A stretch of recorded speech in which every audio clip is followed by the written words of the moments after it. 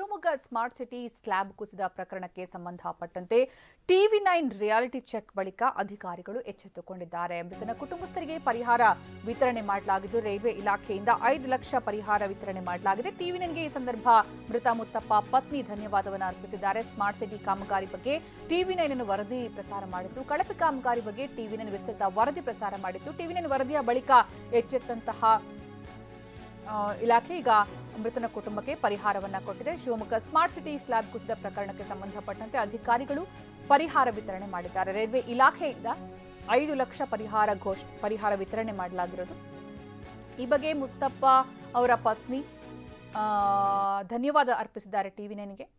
ಯಾಕಂದ್ರೆ ಆ ಸಂದರ್ಭ ಸಾಕಷ್ಟು ಕಂಗಾಲಾಗಿ ಹೋಗಿದ್ರು ಮುತ್ತಪ್ಪ ಅವರ ಪತ್ನಿ. ಯಾಕಂದ್ರೆ ಅವರೊಬ್ಬರೇ ದುಡಿಯೋರಾಗಿದ್ರು, ಮುತ್ತಪ್ಪ ಒಬ್ಬರೇ. ಆದರೆ ಯಾರೋ ಮಾಡಿದ ತಪ್ಪಿಗೆ ಇನ್ಯಾರೋ ಜೀವ ಕಳ್ಕೊಂಡಂತಹ ಘಟನೆ ಇದು. ಕಾಮಗಾರಿಗಳನ್ನು ಸರಿಯಾಗಿ ನಿರ್ವಹಿಸದೇ ಇರೋದು, ಅದರ ಜೊತೆಗೆ ಕಾಮಗಾರಿಯನ್ನು ಸರಿಯಾದ ಸಮಯಕ್ಕೆ ಕಂಪ್ಲೀಟ್ ಮಾಡದೇ ಇದ್ರೆ ಅಥವಾ ಎಚ್ಚರಿಕಾ ಫಲಕಗಳನ್ನು ಹಾಕದೇ ಇದ್ರೆ ಯಾವ ರೀತಿಯ ಒಂದು ಅನಾಹುತ ಆಗುತ್ತೆ, ಜೀವಗಳೇ ಹೋಗುವಷ್ಟರ ಮಟ್ಟಿಗಿನ ಅನಾಹುತ ಆಗುತ್ತೆ. ಹೀಗಾಗಿ ಇದರ ನೇರ ಜವಾಬ್ದಾರಿ ಸಂಬಂಧಪಟ್ಟ ಇಲಾಖೆಯದ್ದೇ ಆಗುತ್ತೆ. ಕಾಮಗಾರಿಯ ಪರಿಶೀಲನೆ ಆಗಿಂದಾಗೆ ಮಾಡ್ತಾ ಇರಬೇಕು. ಒಂದು ವೇಳೆ ಕಾಮಗಾರಿ ಕಂಪ್ಲೀಟ್ ಆಗಿಲ್ಲ, ಅಪಾಯ ಇದೆ ಅಂತಂದ್ರೆ ಅಲ್ಲಿ ಎಚ್ಚರಿಕೆಯ ಫಲಕಗಳನ್ನಾದರೂ ಹಾಕಬೇಕು, ಜನರ ಓಡಾಟವನ್ನು ನಿರ್ಬಂಧಿಸಬೇಕು. ಆದರೆ ಅದ್ಯಾವುದೂ ಮಾಡ್ದೇನೆ ಈ ರೀತಿ ಅಮಾಯಕ ಜೀವಗಳು ಬಲಿಯಾಗ್ತಾ ಇರೋದಕ್ಕೆ ಹೊಣೆ ಯಾರು ಅನ್ನುವಂಥ ಪ್ರಶ್ನೆ ಸಾರ್ವಜನಿಕರು ಕೇಳ್ತಾ ಇದ್ದಾರೆ. ಈಗ ಹೋದ ಜೀವವನ್ನ ಇಲಾಖೆಗೆ ವಾಪಸ್ ತಂದುಕೊಡೋದಕ್ಕಂತೂ ಖಂಡಿತವಾಗ್ಲೂ ಸಾಧ್ಯ ಆಗೋದಿಲ್ಲ. ಇನ್ನಾದರೂ ಇಂತಹ ಘಟನೆಗಳು ನಡೆದೇ ಇರೋ ಥರ ಅಲ್ಲಿ ಏನು ಕ್ರಮ ಕೈಗೊಳ್ಳಬೇಕು ಅದನ್ನ ತಗೋಬೇಕಾಗಿದೆ. ಏನಾಗಿತ್ತು ಅಂತಂದ್ರೆ, ಶರಾವತಿ ನಗರದ ಮುತ್ತಪ್ಪ ಗುಜರಿ ವ್ಯಾಪಾರ ಮಾಡಿಕೊಂಡು ಕುಟುಂಬ ಸಾಗಿಸ್ತಾ ಇದ್ರು. ನಿನ್ನೆ ಕೂಡ ಗುಜರಿ ಮಾರಾಟಕ್ಕೆ ಹೋಗ್ತಾ ಇದ್ರು. ಈ ಸಂದರ್ಭ ರೈಲ್ವೆ ಟ್ರ್ಯಾಕ್ ಬಳಿ ಮೂತ್ರ ವಿಸರ್ಜನೆಗೆ ಅಂತ ಹೋಗಿದ್ದಾರೆ. ಆ ಸಂದರ್ಭ ಕಾಮಗಾರಿ ನಡೀತಿದ್ದಂತಹ ಚರಂಡಿ ಸ್ಲ್ಯಾಬ್ ಮೇಲೇನೆ ನಿಂತು ಮೂತ್ರ ವಿಸರ್ಜನೆಗೆ ಮುಂದಾಗಿದ್ದಾರೆ.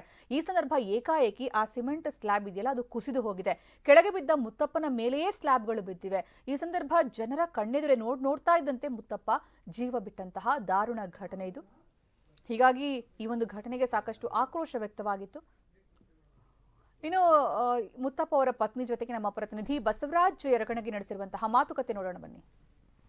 ಇಲ್ಲಿ ಶಿವಮೊಗ್ಗದಲ್ಲಿ ಚರಂಡಿ ಮೇಲೆ ಹಾಕಿರುವಂತಹ ಸ್ಲ್ಯಾಬ್ ಇಂದ ಕುಸಿದು ಬಿದ್ದು ಒಬ್ಬ ಬಡಪಾಯಿ ಮೃತಪಟ್ಟಿದ್ದ. ಅದರ ನಂತರ ಕೂಡ ಟಿವಿನ ನಿರಂತರವಾಗಿ ವರದಿ ಮಾಡ್ತು. ಆ ವರದಿಗೆ ಈಗ ಸ್ಪಂದಿಸಿ ರೈಲ್ವೆ ಅಧಿಕಾರಿಗಳು ಆ ಕುಟುಂಬಕ್ಕೆ 5 ಲಕ್ಷ ಪರಿಹಾರ ಕೊಟ್ಟಿದ್ದಾರೆ. ಟಿವಿನ ನಿರಂತರವಾಗಿ ವರದಿ ಮಾಡ್ತು. ಅದರ ನಂತರ ಈಗ ಅಧಿಕಾರಿಗಳು ಸ್ಪಂದಿಸಿದ್ದಾರೆ. ಅಮ್ಮ, ನಿನ್ನಿಂದ ನಾವು ಟಿವಿನ ವರದಿ ಮಾಡ್ತಾ ಇದ್ವಿ, ಯಾವ ರೀತಿ ಅಧಿಕಾರಿ ನಿಮ್ಮನ್ನು ಭೇಟಿ ಆದರು, ಯಾವ ರೀತಿ ಸ್ಪಂದನೆ ಕೊಟ್ಟರು, ಏನು ಸಹಾಯ ಆಯ್ತು ನಿಮಗಂತ? ಸರ್, ನಿನ್ನೆ ಘಟನೆ ನಡೆದ್ರಿಂದ ಮನೆ ತಿರೋದೆ ಅಂತ ಟಿವಿನಿಂದ ಸೌಲಭ್ಯ ಆಯಿತು. ಟಿವಿನಿಂದ ಅವ್ರು ಬಂದರು, ಎಲ್ಲ ಇನ್ಕ್ವೈರಿ ಮಾಡಿದ್ರು, ಬಂದು 5 ಲಕ್ಷ ರೂಪಾಯಿ ಪರಿಹಾರನೂ ಕೊಡಿಸಿದ್ರು. ಈಗ ಮತ್ತು ಅವು ಚನ್ನಬಸವಪುರ ನಗರಸಭೆಯಿಂದ 7 ಲಕ್ಷ ರೂಪಾಯಿ ಕೊಡಿಸ್ತೀನಿ ಅಂತ ಹೇಳಿದ್ದಾರೆ. ಒಂದು ಕೆಲಸ ಕೊಡಿಸ್ತೀನಿ ಅಂತ ಹೇಳಿದ್ದಾರೆ. ಸಣ್ಣ ಮಕ್ಳು ಇಬ್ಬರಿದ್ರು, ಹೋದ ಮಕ್ಕಳು, ಅವರಿಗೆ ಓದ್ಸೋಕೆ ಅವ್ರು ನೋಡ್ಕೊಳಕ್ಕೂ ಯಾರಿಲ್ಲ ಇದ್ದಿದ್ದು. ಅವ್ರಿಗೆ ಏನಾರ ದಾರಿ ಮಾಡಿಕೊಟ್ರೆ ಅವರಿಂದ ಸ್ವಲ್ಪ ಸಹಾಯ ಆದರೆ, ಅವ್ರ ನೆಟ್ಟಿಗೆ ಕೆಲಸ ಮಾಡಿದರೆ ಇಂಜಿನಿಯರ್ಗಳು ಅವರೆಲ್ಲ ಈ ಥರ ಸಾವು ಬರ್ತಿದ್ದಿಲ್ಲ. ನಮ್ಮ ಮನೆಯವರಿಗೆ ಬೇಜವಾಬ್ದಾರಿಯಿಂದಲೇ ಕೆಲಸಕ್ಕಿಂದಲೇ ಸತ್ತಿದ್ದವರು. ಅದು ಅವ್ರ ಸಾವಿಗೆ ಅವರೇ ಕಾರಣ. ಅವರು ಇನ್ನು ಮೃತ ಮುತ್ತಪ್ಪನ ಸಂಬಂಧಿಕರು ಟಿವಿ9ಗೆ ಧನ್ಯವಾದ ತಿಳಿಸಿದ್ದಾರೆ. ಟಿವಿ9 ನಿರಂತರ ವರದಿ ನಮಗೆ ಪರಿಹಾರ ಸಿಕ್ಕಿದೆ, ಟಿವಿ9 ವರದಿ ಮಾಡದೇ ಇದ್ರೆ ಪರಿಹಾರ ಸಿಗ್ತಿರಲಿಲ್ಲ, ನಿಮ್ಮಿಂದ ಮಾತ್ರ ಬಡವರ ಕುಟುಂಬಕ್ಕೆ ಸಹಾಯ ಅಂತ ಮೃತ ಮುತ್ತಪ್ಪನ ಸಂಬಂಧಿ ಲೋಕೇಶ್ ಧನ್ಯವಾದ ತಿಳಿಸಿದರು.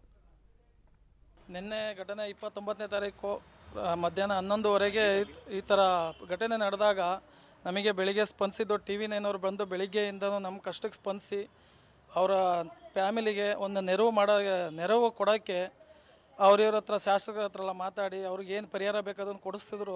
ಅವ್ರ ಫ್ಯಾಮಿಲಿಗೆ 5 ಲಕ್ಷ ರೂಪಾಯಿನ ಕೊಡಿಸಿ ಚೆಕ್ ಕೊಡ್ಸೋಕ್ಕೆ ಅದನ್ನು ಅವ್ರ ಕಡೆಯಿಂದ ಮಾಡಿದ್ದಾರೆ. ನೀವು ವರದಿ ಮಾಡಿದ್ರಿ ಸರ್, ಮಂತ್ರಿಗಳು ಹೇಳಿದ್ರು 2 ಲಕ್ಷ ರೂಪಾಯಿ ಅದೇನು ಪರಿಹಾರ ಮಾಡ್ತೀವಿ, ಅವರಿಗೊಂದು ಕೆಲಸದ ಕಾರ್ಯನೂ ವ್ಯವಸ್ಥೆನೂ ಮಾಡ್ತೀವಿ ಅಂತ ಹೇಳಿದ್ರು. ನಿನ್ನೆ ಸಚಿವರು ಮಧು ಬಂಗಾರಪ್ಪನವರು ಬಂದಿದ್ದರು. ನಾನು ಅದನ್ನೇನು ಘಟನೆ ಕುರಿತು ಅದ್ರ ಬಗ್ಗೆ ವಿವರಿಸ್ತೀನಿ, ಅವ್ರಿಗೇನು ಪರಿಹಾರ ಬೇಕು ಅದನ್ನು ಮಾಡ್ತೀನಿ ಅಂದರು. ಸ್ವಲ್ಪ ಎಲ್ಲೋ ನಮ್ಮ ಜೀವನದಲ್ಲಿ ಒಂದು ಸಣ್ಣ ಹೆಲ್ಪ್ ಆಗಿದೆ. ಅದರಿಂದ ನೀವು ಇನ್ನು ನಿಮ್ಮ ವರದಿ ಪ್ರಕಾರ ಅಂತಲೇ ಇದೆಲ್ಲ ಆಗಿದೆ, ಇಲ್ಲ ಅಂದಿದ್ರೆ ಆಗ್ತಾ ಇರಲಿಲ್ಲ ಸರ್. ನೀವೆಲ್ಲ ಇಷ್ಟು ಮಾಡಿದ್ದಕ್ಕೆ ಟಿವಿನವರು ಇದನ್ನು ಘಟನೆಯನ್ನು ಪ್ರಚಾರ ಮಾಡಿರೋದಕ್ಕೆ ಟಿವಿ9 ಒಂದು ಈ ದೊಡ್ಡ ಸಾಧನೆಯಿಂದನೇ ನಮಗೆ ಇಷ್ಟು ನ್ಯಾಯ ಆದರೂ ಸಿಕ್ಕಿದೆ ಸರ್.